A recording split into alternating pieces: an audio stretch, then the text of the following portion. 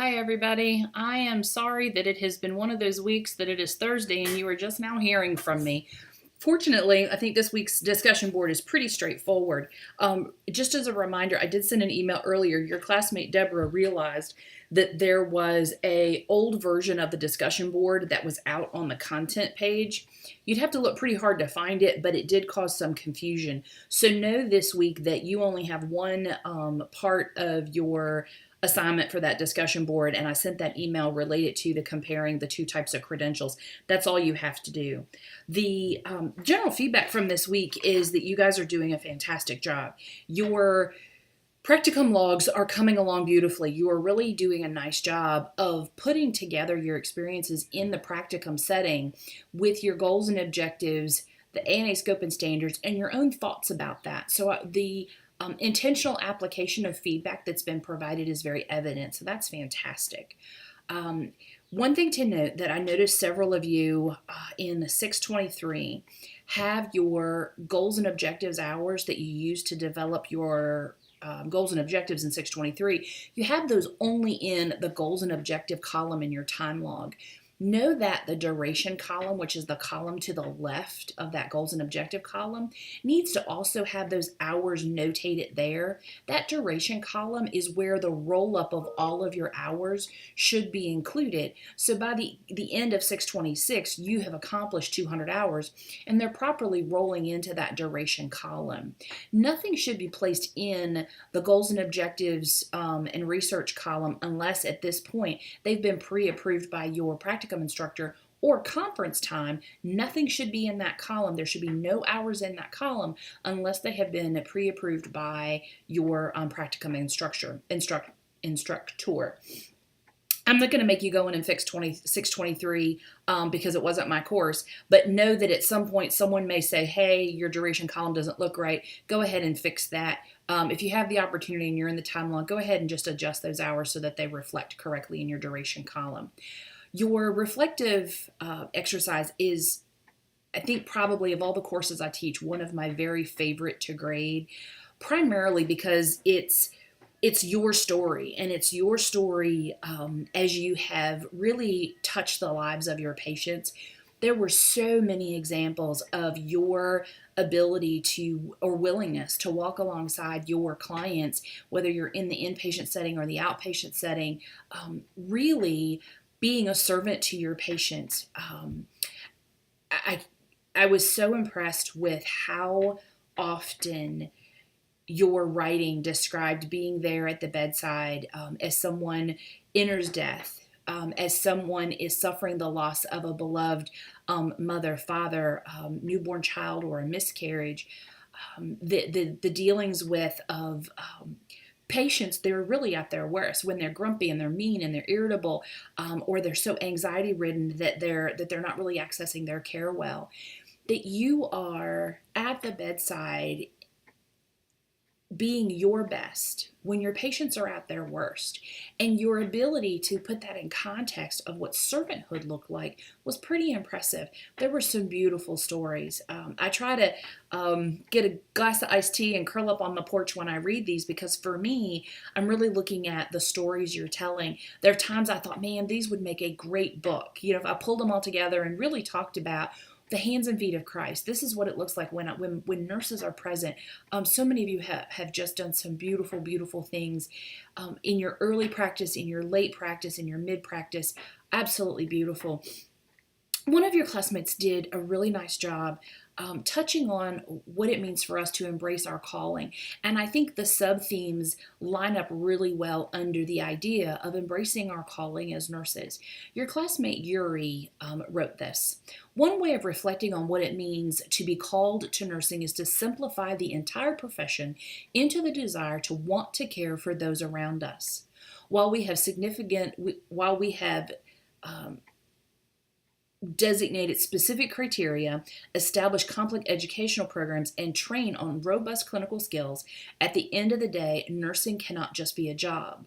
The task for our patients is too great, and therefore we must be available when the time comes to step up to the challenge of healing the heart.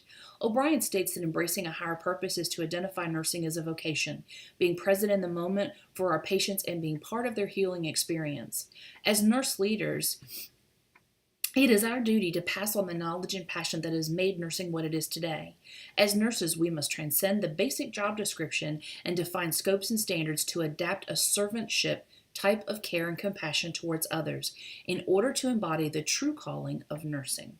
And I think Yuri did a beautiful job really encapsulating what it means for us to walk alongside our patients and to serve them in a meaningful, loving way as we provide care for them, and looking at nursing as is that beautiful vocation that really is a calling from God. We are here in this moment fully present because God ordained it to be so. We are not here by accident. And that to me is the most humbling feeling in any professional concept that I can come up with, is knowing that I'm not here by accident, that God put me here at this moment, at this time. And he is leaving it up to us to honor his purpose, to honor his will, to be our best in the moments when our patients are their worst. And you guys have done a phenomenal job demonstrating that in this exercise. It was also a good opportunity for you to practice level headings. The use of level headings 1 and 2 and 3 can start to get a little complex. I'm going to put a link into this announcement that gives you a sample paper that provides specific examples of what a level 1, 2, 3, and 4 heading look like in the body of a paper. I can tell you all day long to look in your APA manual, but if you're anything like me, I need to see it in action. I need to see what it really is supposed to look like.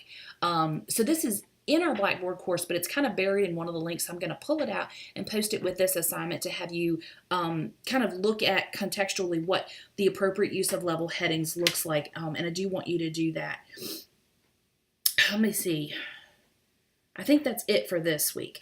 For week 6 feedback. Week 7 is the discussion board. We talked about that. Just get it done. Be timely in getting it done. My hope is that you feel like, hey, this week is probably light, and that you have used any extra space in your schedule to begin to get ready to do your analysis that is being asked of you for next week in week's 7 final paper. And your week 7 paper is this is week 7.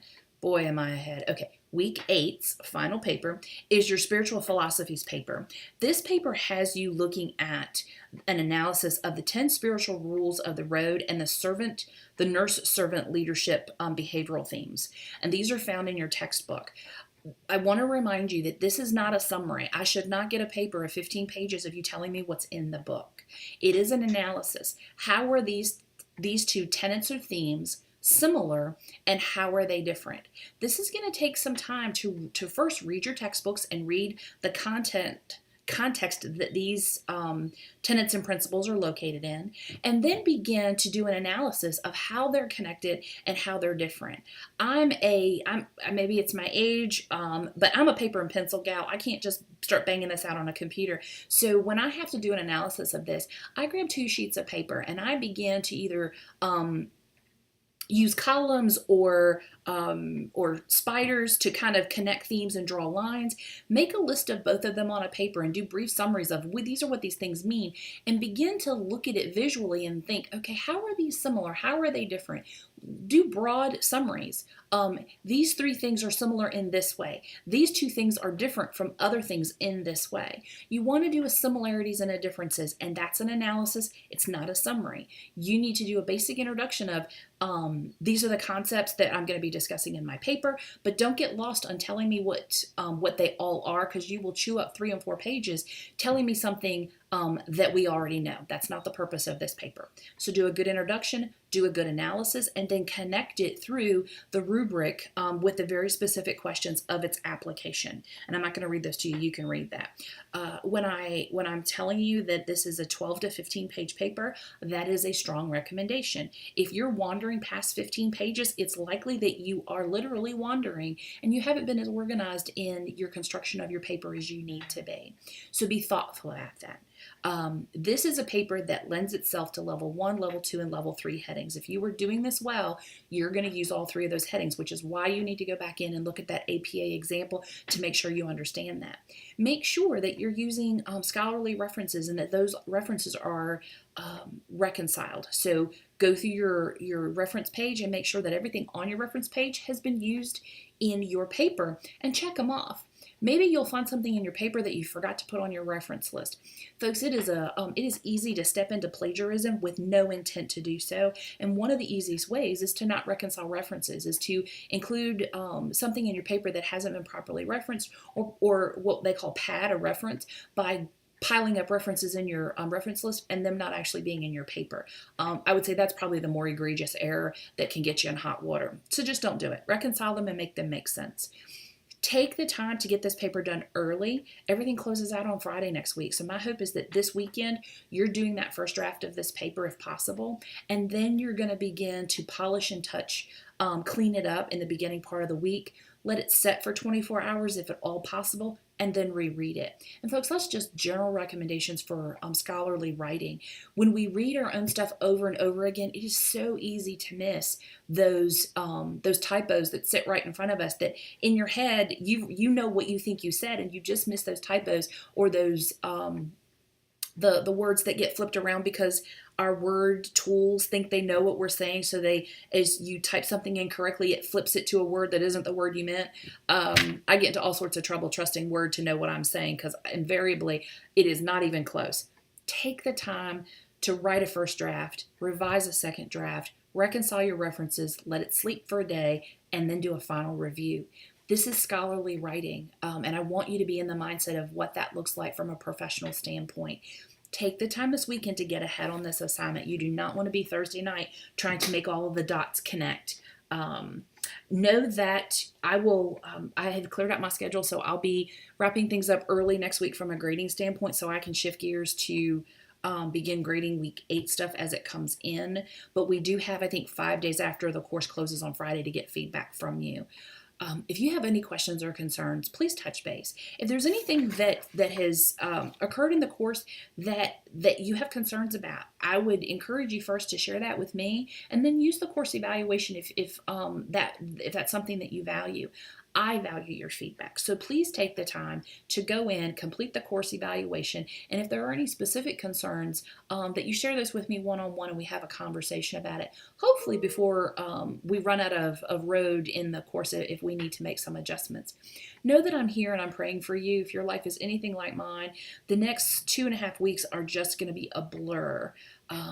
So be intentional about scheduling some downtime to refill your well, to try to sleep, to eat healthy, to spend time with somebody that loves you, get a little bit of exercise, take a hot shower, hide from people that are making you crazy and you just need a little bit of quiet time.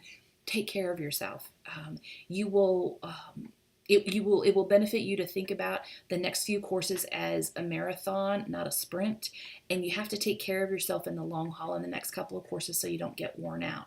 So know that I'm praying for you, know that I'm here. If you have questions or concerns, touch base. Otherwise, I look forward to seeing your discussion board comments the first of the week, and looking forward to getting the rest of your work by next Friday at the close of week 8. Y'all take care.